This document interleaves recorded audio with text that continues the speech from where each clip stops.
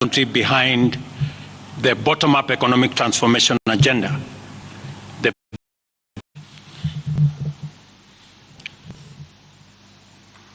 Good afternoon, dear Kenyans.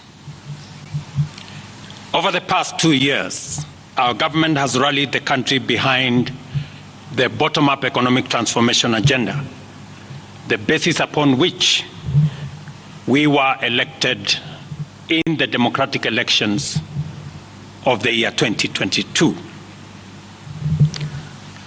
We have achieved significant progress in increasing food production by reducing the cost of farm inputs, thereby lowering the cost of food and lowering the cost of living. We have stabilized the economy by preventing what was an imminent debt default.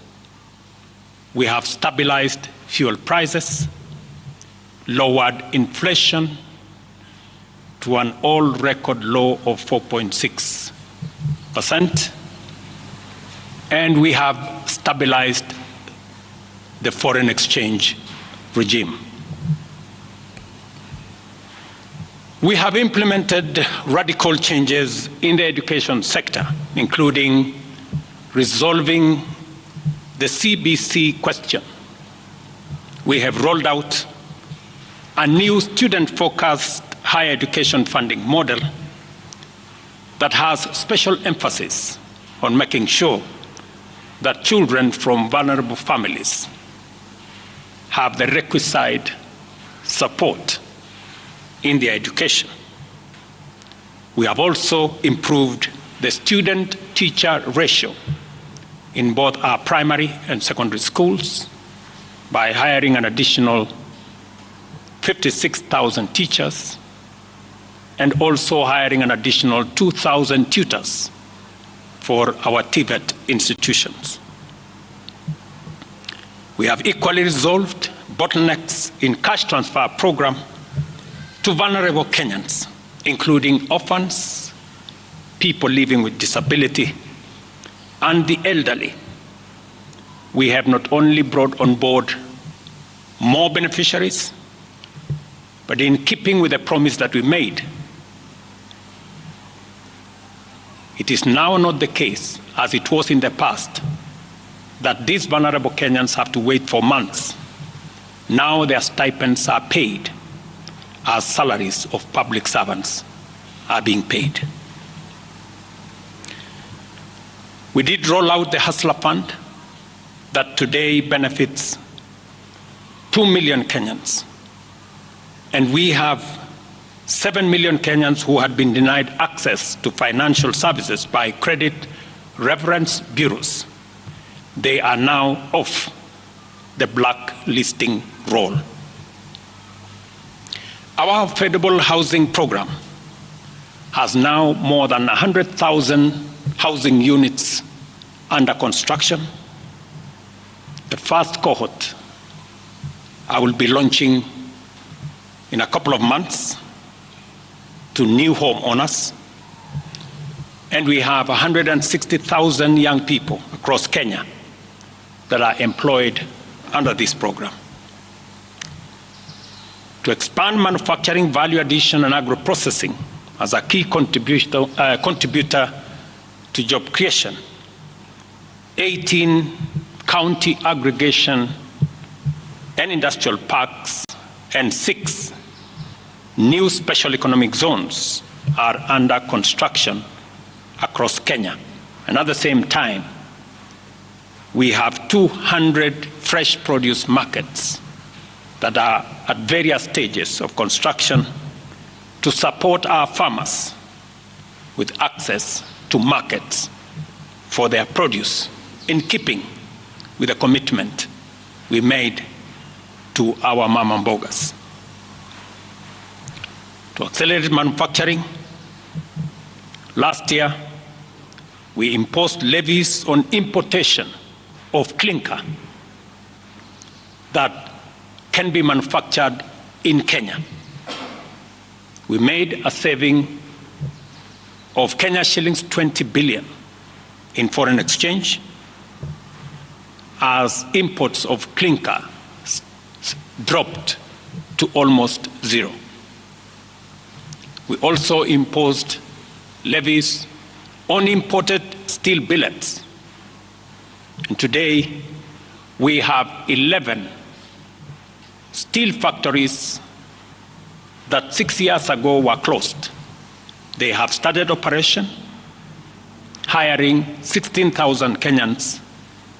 And last year alone, we saved 120 billion shillings in foreign exchange as a result of this intervention.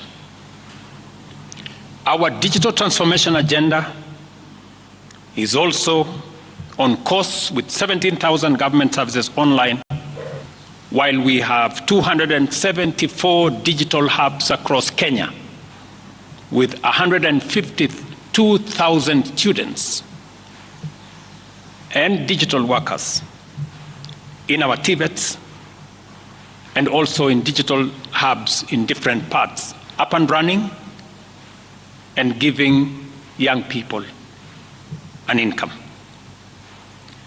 Our universal health coverage plan has already onboarded 107 community health promoters, and the process of registration for our social health insurance fund is ongoing,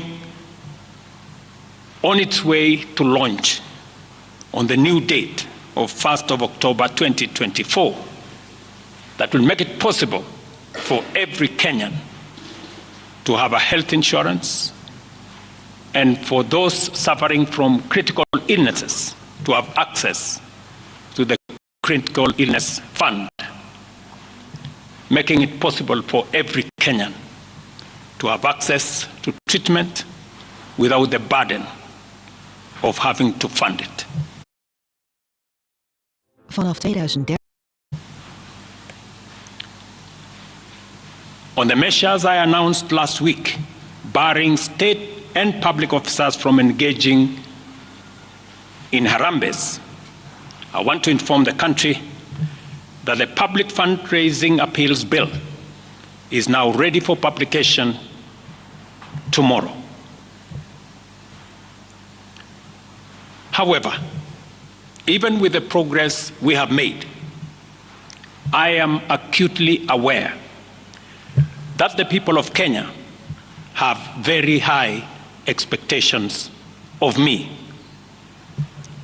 And they believe that this administration can undertake the most extensive transformation in our nation's history. Recent events that necessitated the withdrawal of the finance bill, which will require a review and reorganization of our budget and fiscal management, have brought us to an inflection point.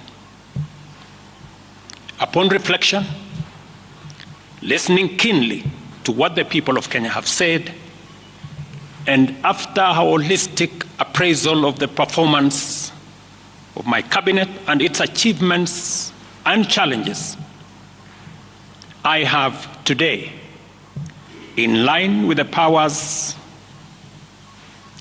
given to me by Article 1521 and 1525B of the Constitution and Sections 12 of the Office of the Attorney General's Act, decided to dismiss with immediate effect all the Cabinet Secretaries and Attorney General of the Republic of Kenya, of the Cabinet of Kenya, except the Prime Cabinet Secretary and Cabinet Secretary for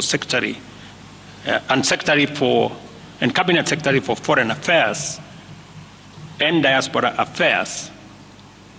And of course, the Office of the Deputy President is not affected in any way. I will immediately engage in extensive consultations across different sectors and political formations and other Kenyans, both in public and private, with the aim of setting up a broad-based government that will assist me in accelerating and expediting the necessary, urgent, and irreversible implementation of the program that we have, including other radical measures and programs to deal with the burden of debt, to explore raising domestic resources and revenues, expanding job opportunities, eliminating wastage and unnecessary, and slaying the dragon of corruption, consequently making the government of Kenya lean, inexpensive, effective, and efficient. During this process, the operations of government will continue uninterrupted under the guidance of principal secretaries and other relevant officials. Additional measures, steps in due course. Thank you very much.